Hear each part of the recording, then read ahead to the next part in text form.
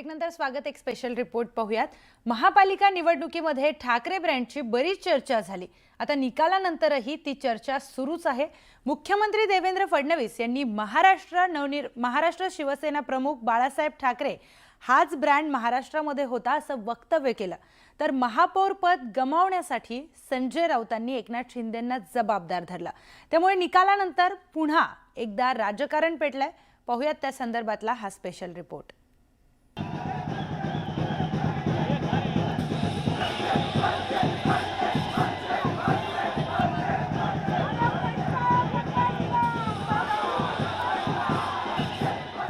मुंबई महानगरपालिकेच्या निकालानंतर प्रचंड जल्लोष पाहायला मिळाला।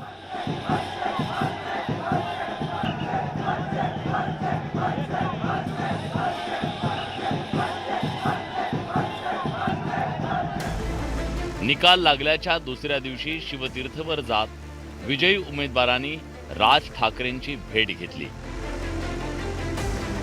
राज ठाकरेंकडून विजयी उमेदवारांचं अभिनंदन करण्यात आलं।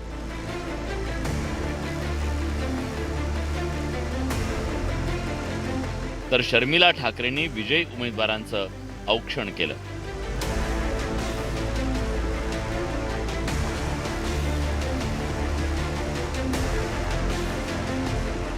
ठाकरेंच्या शिवसेनेचे विजयी उमेदवारही मातोश्रीवर पोहोचले।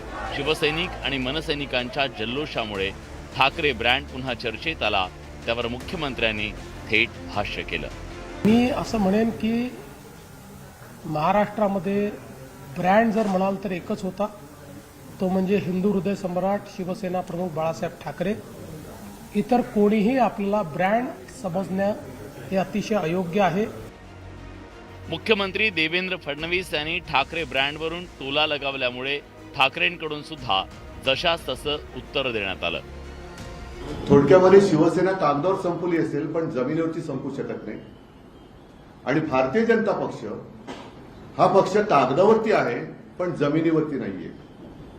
कारण तो जर का जमिनीवरती असता तर त्यांना पक्ष फोडावे लागले नसते, त्यांना पुसली जाणारी शाही वापरावी लागली नसती, यंत्रणेचा दुरुपयोग करावा लागला नसता, नियम बदलावे लागले नसते।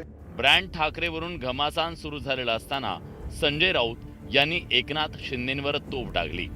एकनाथ शिंदे भाजपच्या सोबत असल्यामुळे मुंबईत भाजपचा महापौर बसणार आहे असा मुद्दा संजय राऊतांनी उपस्थित केला।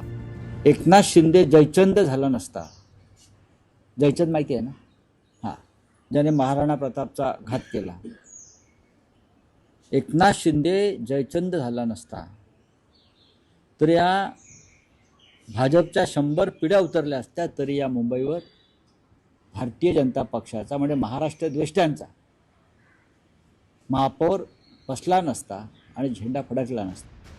निवडणुकीच्या निकालानंतर जय पराजयावरून एकमेकांवर आरोप प्रत्यारोप होणं हे काही नवीन नाही। ठाकरे ब्रँडवरून पुन्हा सुरू झालेलं राजकारणही तसंच आहे। मागील वर्षी 5 जुलै रोजी ठाकरे बंधूंनी विजयी सभा घेतली। राज्य सरकारनं त्रिभाषा सूत्र निर्णय स्थगित केल्यानंतर झालेल्या विजयी सभेमुळे ठाकरे ब्रँड चर्चेत आला। मात्र ठाकरे ब्रँड हा फक्त मुंबईपुरता मर्यादित आहे का हा प्रश्न निर्माण झालाय। कारण ठाकरे बंधूंनी फक्त मुंबईवरच लक्ष केंद्रित केलं, तिथं त्यांना काही प्रमाणात यश मिळालं। मात्र शिवसेना प्रमुख बाळासाहेब ठाकरे हा ब्रँड जसा राज्यव्यापी होता तसा ब्रँड निर्माण करण्यात ठाकरे बंधूंना अजून तरी यश आलेलं दिसत नाहीये। संतोष गोरे, न्यूज 18 मराठी, मुंबई।